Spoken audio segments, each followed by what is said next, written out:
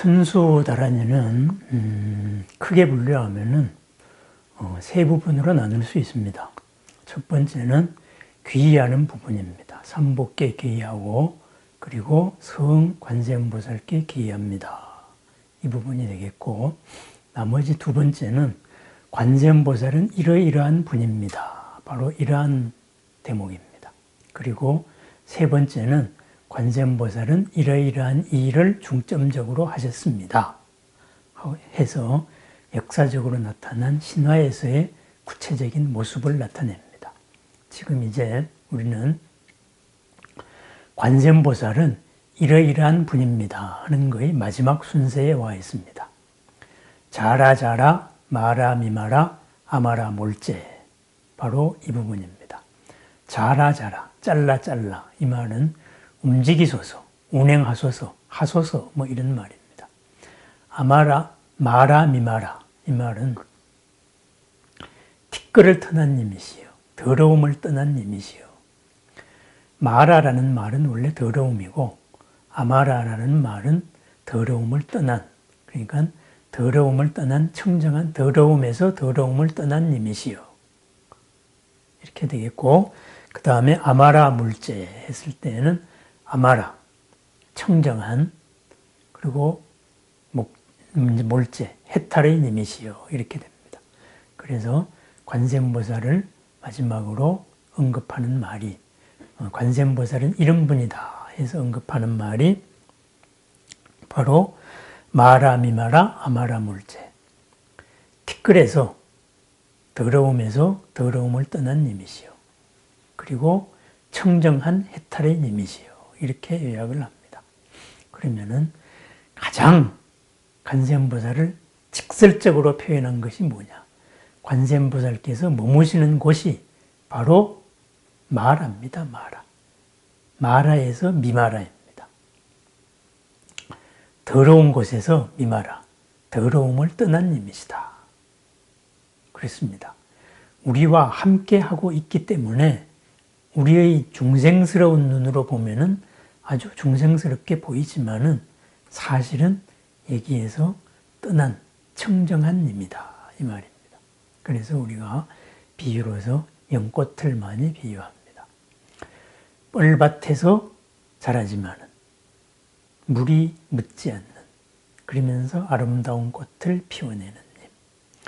욕심세계에서 욕심세계 중생들로 하여금 모든 번뇌를 벗고 청정하게 하는 님, 바로 이 대목입니다. 마라 미마라. 그러한 일을 잘라 잘라, 자라 자라, 하소서 하소서, 운행하소서 운행하소서, 이겁니다. 그러니까 더러움에서, 예토에서 청정함을 이루소서 이루소서, 이런 말이 되겠습니다. 그 다음에 아마라 몰제, 아마라, 청정함으로 해탈을 하신 님이요, 이 말입니다. 아마라는 청정함이죠.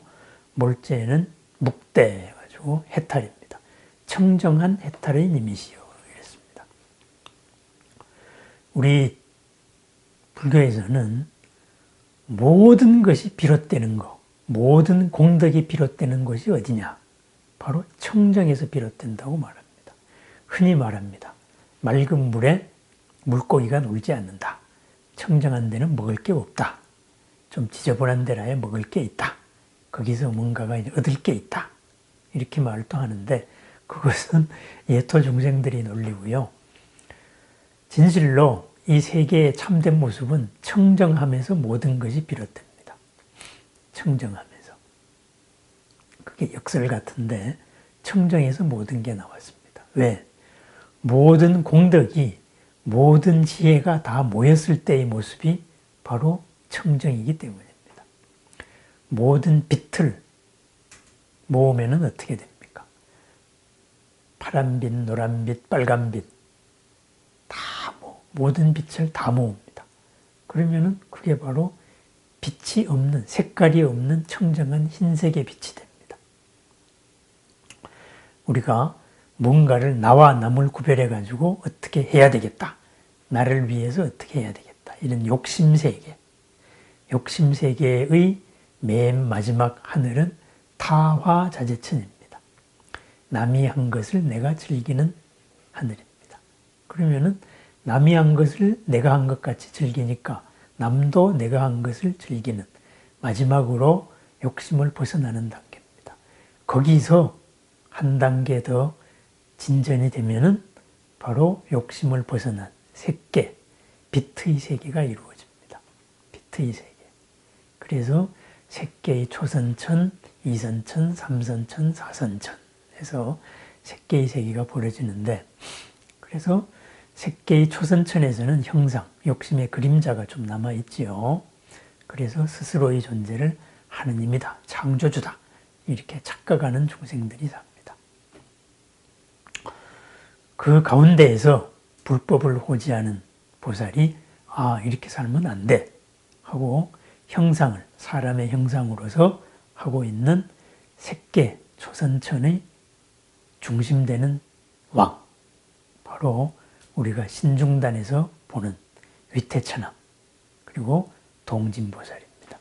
그리고 이선천 이상으로 올라가면은, 초선천을 벗어나면은 이런 형상을 벗어납니다. 비트의 세상입니다. 그리고 그 비트의 세상 위에 삼선천에는 맑음의 세상입니다. 맑음까지, 번뇌의 아슬한 구름까지를 다 벗어난 그 맑음에서 무엇이 비롯되느냐? 바로 사선천의 복생천, 무은천, 무량공덕천, 이런 식으로 한량없는 공덕이 비롯됩니다. 하고자 하는 일이 그대로 공덕으로 드러나는 겁니다. 모든 일이 거기서 비롯되는 것. 그게 바로 청정입니다. 거기에서 또 모든 한계를 벗어난 일. 그게 해탈입니다. 왜 해탈입니까? 한계가 없기 때문입니다. 갇히는 일이 없습니다. 하고자 하는 일마다 뜻보다 더 훌륭하게 이루어집니다. 뜻보다 더 훌륭하게 이루어진다. 번뇌로 인한 한계가 없다 이겁니다. 한계가 있으면 우리는 그 한계에 갇히게 됩니다. 하늘 높이 올라갔다고 좋아했는데 땅으로 떨어지는 일이 생긴다. 이것이 한계가 있는 일입니다. 그런데 그 한계를 벗어난 것, 하고자 하는 일이 전부 다 복으로 드러나는 곳, 그것이 바로 맑음의 세상입니다. 그래서 관세음보살의 속성을 나타내는 이 두 번째 천수경의 단락의 마지막이 청정한 해탈의 님이시여 아마라 몰제 이렇게 됩니다. 그리고 그 앞이 마라 미마라, 더러움에서, 더럽게 보이는 곳에서 아마라 미마라, 더러움을 떠난 님이시여 이렇게 됩니다. 이제 여기에서 우리가 천수경의 두 번째 부분, 앞에 귀 부분 말고 두 번째 부분을 다시 한번 정리를 한번 해 보겠습니다. 맨 처음에 나온 얘기가 뭡니까? 맨 처음에 나온 얘기가 바로 마하가루와 니가야에서 큰 연민의 님이다. 관세음보살의 속성은 크나큰 연민의 님이다. 애틋함의 님이다. 이 연민이 겉으로 드러날 때 지극한 사랑으로 드러납니다. 연민의 마음이 움직여서 사랑으로 드러난 것이죠. 그리고 이 연민이 사랑으로 드러난 모습은 어떠하냐? 모든 두려움에서 피난처가 되어주시는 분, 모든 두려움에서 수호해 주시는 분, 옴 살바바예수 다라나가라야 이렇게 됐던 일입니다. 그래서 관세음보살은 연민의 님인데, 이 연민이 사랑으로 드러났을 때에는 우리들에게서 모든 공포, 두려움으로부터 우리를 지켜주시는 분이다. 우리들의 피난처가 되어주시는 분이다. 우리들의 의지처가 되어주시는 분이다. 그랬습니다. 그러면은 이러한 연민과 사랑의 님이 과연 어떠한 님일까 해서 인도 사람들한테 보여준 대목이 그 다음 문장입니다. 관세음보살을 한마디로 말하면 니라간타이시다. 목푸른 님이시다. 불사의 물을 얻기 위해서, 불사의 생명수를 얻기 위해서 모든 생명들이 다 함께 우유의 바다를 저었는데 거기서 모든 생명을 몰살시킬 수 있는 독, 깔라쿠타가 나왔다. 그래서 모든 생명을 죽음으로부터 구해주신 분. 인도에서는 시바신이죠. 이 시바신이 사실은 관세음보살이었다. 이렇게 해서 목푸른님, 청경관음 이렇게 됩니다. 그 독을 마신 님이죠. 그 다음에는 아로게 아로가마지 해서 빛을 지니신 입니다. 빛을 지녀가지고 그 빛을 지니신 님으로 이시고 그 다음에는 로가 지가란제 세상을 뛰어넘으신 님이다. 그죠? 한계가 없다 이 말입니다. 무한이신 분이다. 하나님과도 같은 존재다 이 말입니다. 그래서 그 다음에 세상을 뛰어넘은 님 해서 하나님과 같은 존재다 한 게 하레, 하레 마하모지사다바 이랬습니다. 하레는 하리하라 그랬습니다. 인도의 3대 신인 질서유지 비슈누 신과 시바 비슈누 신이 여자가 되었을 때 시바 신이 유혹을 해서 둘이 한 몸이 된 바로 그 신입니다. 질서와 그 질서를 파기해서 변혁을 하는 바로 남성성과 여성성, 상대를 초월한 절대의 신. 그 신이 사실은 마하보디사트바다. 그 신의 보살로서, 크나큰 대보살로서 나타난 분이 관세음 보살이시다. 이렇게 말했습니다. 그래서 그러한 관세음 보살은 우리들의 마음을 알아주시고 우리들의 마음대로 성취시켜 주시는 분이시다. 그랬습니다. 그 다음에 나온 문장이 미연제 마하미연제. 관세음보살은 크나큰 승리자이시다. 그리고 또 인도 사람이면 누구나 다 알 수 있는 인드라를 가진 님이시다. 번개를 가진 님이시다. 그리고 이러한 님들, 이러한 속성들을 총체적으로 요약을 하면 무엇이냐. 그것이 바로 티끌에서 티끌을 떠난 님, 청정으로 해탈을 하신 님이다. 이렇게 되어 있습니다. 여기에서 우리가 인도의 여러 가지, 인도 신화에서 가장 중요한 신이 창조주 브라흐마가 있겠고, 그 다음에는 그 질서를 유지하는 비슈누 신이 있겠고, 그 질서에서 탈피하여서 새로운 것으로 나아가는 시바 신이 있겠고, 이렇게 됩니다. 그런데 여기서 관세음보살은 이 상징들에서 보면은 그 세 신 전체를 합친 신이다. 이렇게 되어 있습니다. 그럼 이것은 뭘 의미하느냐?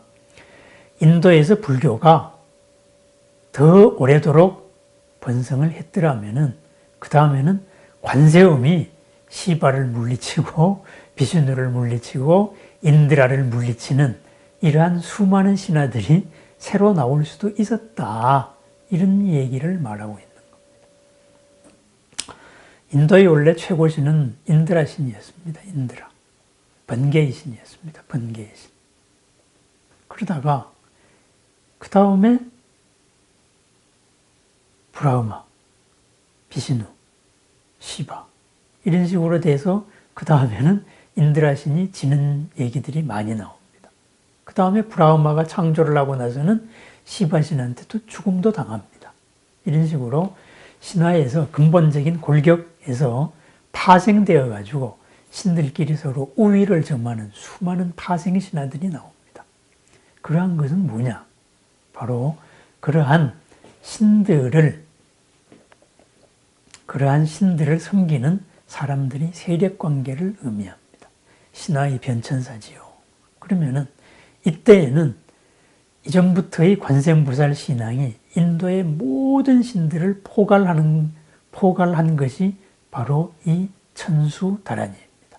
그래서 이러한 불교가 인도에서 더 오래 갔더라면은 그 다음부터는 관세음보살이 인드라 신을 물리치고 크리슈나를 물리치고 그리고 시바를 물리치고 비시누를 물리치고 이렇게 해서 인도적인 그런 우주윤회의 세계관까지도 바꿀 수 있는 사건이 생겼을지도 모른다, 이런 겁니다.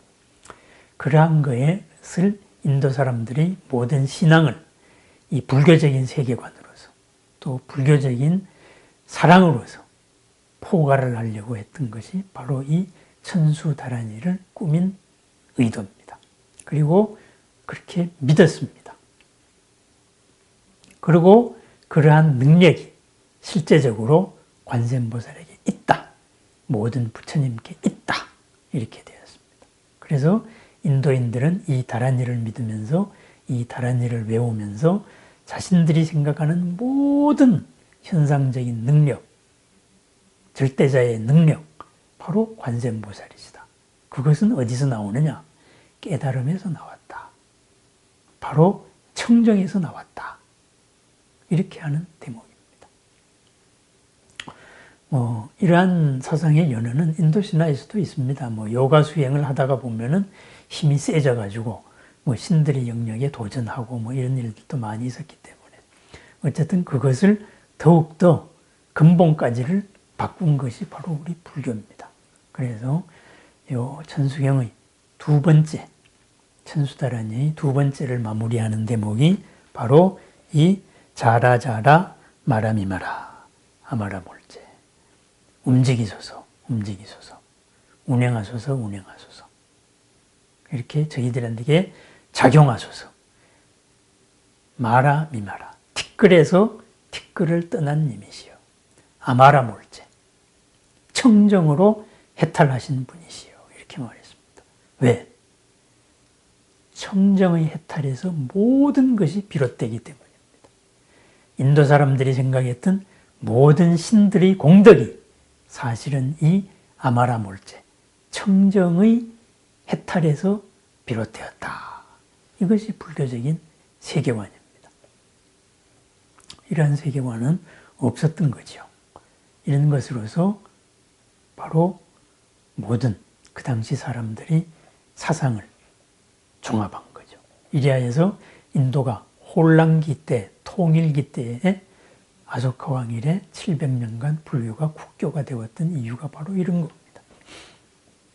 어쨌든 우리는 천수다란이를 외웁니다.